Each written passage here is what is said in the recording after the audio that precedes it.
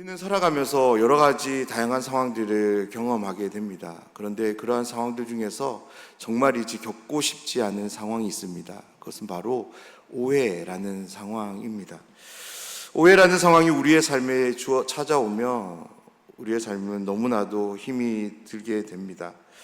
오해가 정말로 힘든 이유는 오해를 풀기 위해서 노력을 기울입니다. 그러면 풀리기는커녕 더 큰 오해로 발전되기 때문에 그런데요.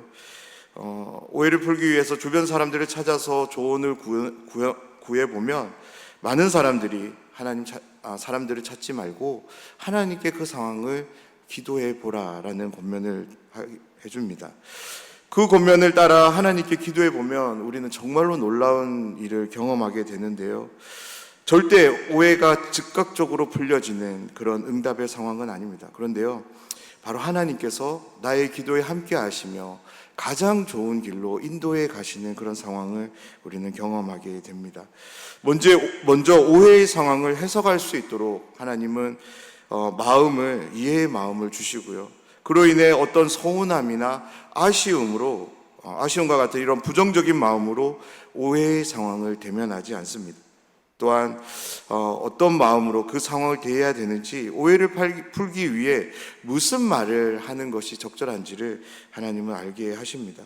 사랑하는 여러분, 혹 여러분들 중에 지금 오해나 어떤 애매한 상황 때문에 곤란한 상황을 겪고 계신 분이 계시다면 누군가를 찾아가 이야기하기보다는 하나님을 찾으시고 하나님께 한번 기도해 보시기를 부탁드립니다.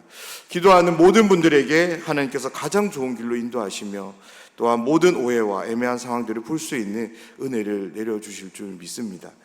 데살로니가 교회는 사도 바울과 함께했던 일행들이 두 번째 전도 여행을 통해 세운 교회입니다.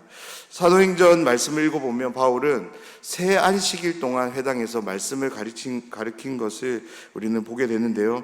정확하게 3주일은 아닐 것입니다. 대부분의 신학자들은 2달 혹은 3달의 기간을 봅니다.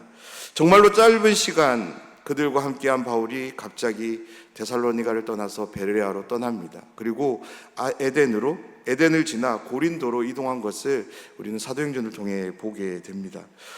데살로니가 지역의 성도들은 바울이 전한 복음을 통해 참 생명을 소유하게 되었습니다. 그로 인해 뜨거운 감격과 깊은 사랑 안에서 날마다 하나님의 참 사랑을 누리며 살아갔습니다. 그런데 어느 날 갑자기 아무 말도 없이 바울과 일행들이 자신들 곁을 떠난 것입니다. 그때 데살로니가 성도들의 마음이 어떠했을까요? 이런 상황이 아닐까요? 우리와 함께 했던 목사님이 갑자기 소리 소문 없이 교회를 떠나버립니다. 어제까지만 해도 함께 기도하며 예배했던 열심히 교회를 위해 수고했던 한 성도님이 갑자기 보이지 않습니다. 그때 우리는 무슨 생각을 하게 될까요? 어떤 마음을 가지게 될까요? 우리 모두는 갑자기 떠난 목사님에 대해서, 그리고 한 성도님에 대해서 이런 생각을 하지 않을까요? 왜 떠났을까?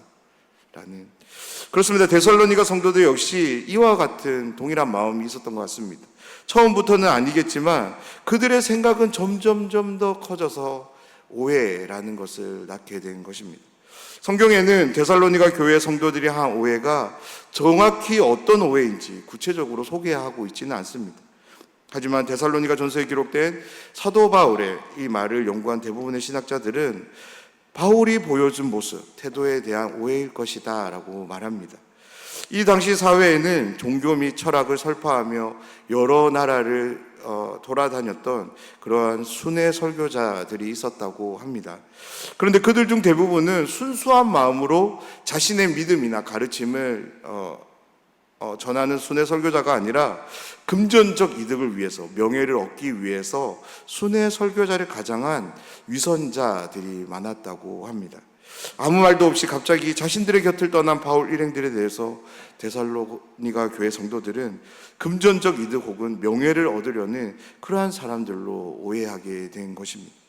데살로니가 교회의 상황을 디모데로부터 전해 들은 바울은 자신의 사역에 대한 진실성 그리고 태도에 대한 오해를 풀기 위해서, 그리고 그들에게 전해진 복음, 그 복음을 통해 맺게 된 하나님과의 관계가 지속적으로 이어지기를 바라는 마음에서 이 편지 데살로니가 전서를 기록한 것입니다. 바울은 먼저 자신의 상황을 두고 하나님께 기도합니다. 그리고 오늘 2장의 말씀을 통해 바울은 자신이 데살로니가 성도들에게 어떤 마음으로 그리고 어떤 모습으로 함께 사역했는지를 말씀을 통해 상기시켜 줍니다. 1절 말씀을 보면 형제들아 우리가 너희 가운데 들어간 것이 헛되지 않은 줄을 너희가 친히 아나니. 아멘. 이렇게 한번 생각해 보면 좋겠습니다. 어떤 한 교회에 담임 목사님이 부임하시고 사역을 시작하게 되었습니다. 그리고 3주간의 시간이 흘렀다고 우리가 한번 가정해 보면 좋겠습니다. 아무리 훈련이 잘 된 교회라 할지라도 3주라는 그 기간 동안에 어떤 결과를 기대하기에는 너무나도 짧은 시간일 겁니다. 그런데 2000년 전 신앙이 전무한 이방 땅인이고 데살로니가에 온 바울이 3주간 그들과 함께하며 복음을 전하고 목양 사역을 했다면 얼마나 풍성히 했을까요? 그렇습니다. 3주라는 시간은 무언가를 가르치기에 결코 넉넉한 시간이 아닙니다. 어쩌면 무언가를 가르치면 가르칠수록 고민만 더해져 가는 시간이었을 겁니다. 말씀을 보면 그럼에도 바울과 일행들은 큰 열심으로 그들과 함께하며 그들을 섬겼음을 보게 됩니다.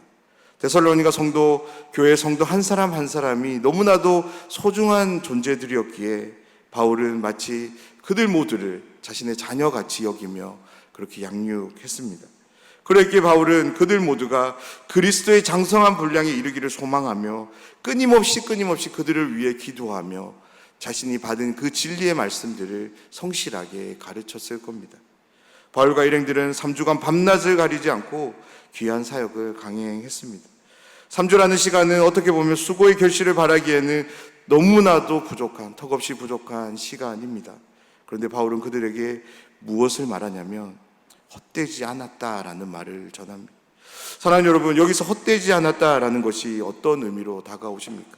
그렇습니다. 3주라는 이 짧은 시간 동안이지만 그들에게 전해진 복음, 그 복음은 결코 헛되지 않았다라는 의미입니다. 분명 3주는 시간적으로 짧은 시간임에 틀림이 없습니다. 하지만 그 시간을 통해 알게 된 복음의 세계, 하나님 나라의 가치는 그들이 목숨을 내어놓고도 붙잡을 만한 가치로 여겨졌고 데살로니가 모든 성도들은 그 은혜의 풍성함을 온전히 받아 누리고 있었던 것입니다. 그들의 신앙생활에 대한 이해함이 있었던 바울은 이렇게 덧붙입니다. 너희가 친히 아나니라고. 이것이 무슨 말일까요? 복음이 제공하는 능력과 기쁨이 무엇인지 너희들은 이미 풍성히 경험했기 때문에 알고 있지 않냐라는 물음인 거죠. 그러면서 바울은 자신들의 수고가 간사함이나 부정에서 비롯된 것이 아니고 또한 속임수로 진행된 것도 아니라고 말합니다. 오직 하나님의 복음을 자신이 위탁받았기 때문에 라고 말하고 있는 것입니다. 그래서 자신은 늘 사람을 기쁘게 하기 위해서 이 수고를 감당한 것이 아니라 오로지 자신에게 복음을 위탁하신 하나님, 그 하나님을 기쁘시게 하기 위해서 이 모든 수고를 감당했다라고 말씀합니다. 사랑하는 여러분, 우리의 모든 수고와 섬김이 우리의 만족과 유익을 위한 그런 수고와 섬김이 아니라 하나님과 영혼들을 위한 만족과 유익이 되는 수고가 되기를 간절히 소원합니다. 특별히 그로 인해 주어지는 기쁨과 감사가 있습니다. 그 기쁨과 감사를 경험함을 통해서 더 수고할 수 있도록, 더 섬겨갈 수 있도록 날마다 기도할 수 있는 우리 모두가 되길 소원합니다. 계속해서 바울은 데살로니가 교인들을 향한 자신의 수고가 어땠는지를 소개하는데요. 7절과 8절 말씀입니다. 우리는 그리스도의 사도로서 마땅히 권위를 주장할 수 있으나 도리어 너희 가운데서 유순한 자가 되어 유모가 자기 자녀를 기름과 같이 하였으니 우리가 이같이 너희를 사모하여 하나님의 복음뿐 아니라 우리의 목숨까지도 너희에게 주기를 기뻐함은 너희가 우리의 사랑하는 자 됨이라. 아멘.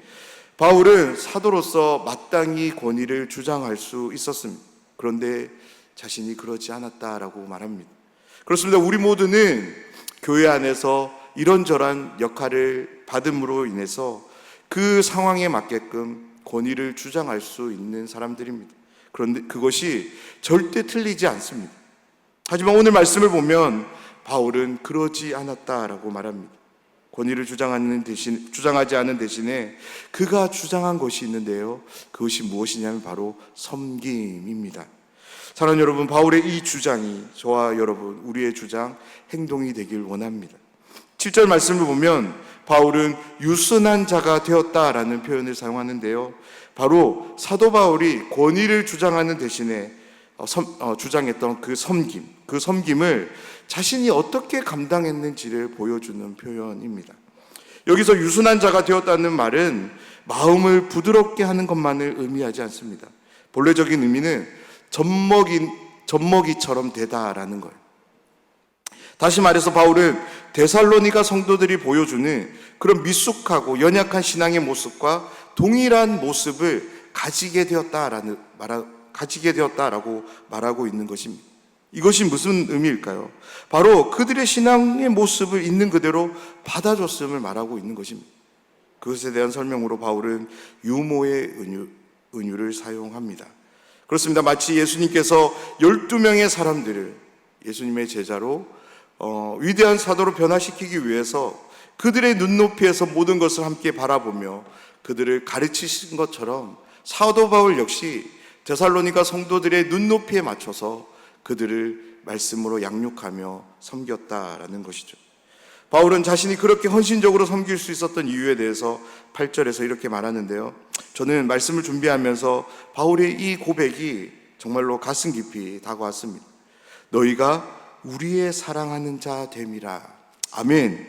사랑하는 여러분, 우리와 함께하는 모든 분이 우리에게 있어서, 나에게 있어서 사랑하는 자가 된다면 그 사랑하는 자에 대해서 우리는 어떤 태도, 어떤 모습을 보여줘야 될까요? 그들 앞에서 절대 권위를 내세울 수 없을 것입니다. 우리 모두는 저절로 유순한 자가 될 것입니다. 그래서 마치 바울이 유모가 자기 자녀를 기름같이 우리들 역시 우리 자녀를 그렇게 눈높이에 맞춰서 돌보고 길러냈던 것처럼 그렇게 영혼들을 길러낼 수 있을 것입니다. 9절을 시작으로 사도 바울은 자신들이 어떻게 수고했는지를 계속적으로 설명을 이어가는데요. 바울은 그들에게 피해를, 특별히 물질적인 폐를 끼치지 않기 위해서 밤낮으로 일하면서 그들에게 복음을 전했다라고 말합니다. 그리고 앞에서는 어머니의 따뜻함을 통해서 자신들의 수고를 설명했다면 9절을 시작으로는 마치 아버지가 자녀에게 하듯 권면하고 위로하며 경계하는 그런 태도로서 데살로니가 성도들이 하나님 나라에 같이 합당한 성도로 세워질 수 있도록 수고했다라고 말하고 있습니다. 그러면서 13절을 시작으로 바울은 하나님 앞에 다시 한번 끊임없는 감사의 조건을 이야기하는데요. 그것은 자신들의 수고와 헌신을 통해 데살로니가 성도들이 갖게 된 신앙의 태도로 하나님께 감사를 드립니다. 바로 데살로니가 교인들이, 성도들이 하나님의 말씀을 받을 때 사람의 말로 받지 아니하고 하나님의 말씀으로 받았음으로 인해 하나님께 깊은 감사를 드립니다. 사랑하는 여러분, 그렇다면 어떻게 데살로니가 교인들은 바울이 전하는 이 말씀을 사람의 말로 받지 않고 하나님의 말씀으로 받을 수 있었을까요? 데살로니가 교인들의 눈에 들어온 것이 있는데요. 그것은 바로 바울과 함께했던 사람들이 바울이 전했던 말씀에 대한 반응의 모습이었습니다. 바울을 통해 선포되는 그 말씀 앞에서 일행들 모두는 사람의 말로 받지 않고 하나님의 말씀으로 받고 있었던 것이었습니다. 그렇습니다. 만약 바울이 전했던 말씀들을 그 일행들이 건성으로 들었다면 절대로 데살로니가 교인들은 아무리 바울이 전하는 말씀이 큰 감동으로 다가왔을지라도 사람의 말로 받았지 하나님의 말씀으로 받지 않았을 겁니다. 이 말씀을 꼭 기억하셨으면 좋겠습니다. 데살로니가 성도들의 눈에는 늘 바울은 물론이거니와 바울과 함께했던 모든 일행들의 모습 또한 함께 들어왔던 것입니다. 그리고 그들의 모습을 본받으면서 자신의 신앙의 모습들을 세워갔던 것입니다. 사랑하는 여러분, 지금 나는 매 예배 때마다 선포되어지는 말씀 앞에 어떻게 반응하고 있습니까? 하나님의 말씀으로 받고 계신가요? 그렇다면 너무나도 감사합니다. 그 마음을 계속적으로 이어가시기를 부탁드립니다. 하지만 그러지 못했다면 오늘을 시작으로 믿음을 다해서 하나님의 말씀으로 받으시기를 힘쓸 수 있는 우리 모두가 되길 간절히 소원합니다. 그때 놀라운 역사가 우리와 함께 하는데요, 바로 내 곁에서 함께 말씀을 듣는 사람들 또한 나와 같이 하나님의 말씀으로 받는 은혜의 역사가 나타나게 될 줄 믿습니다.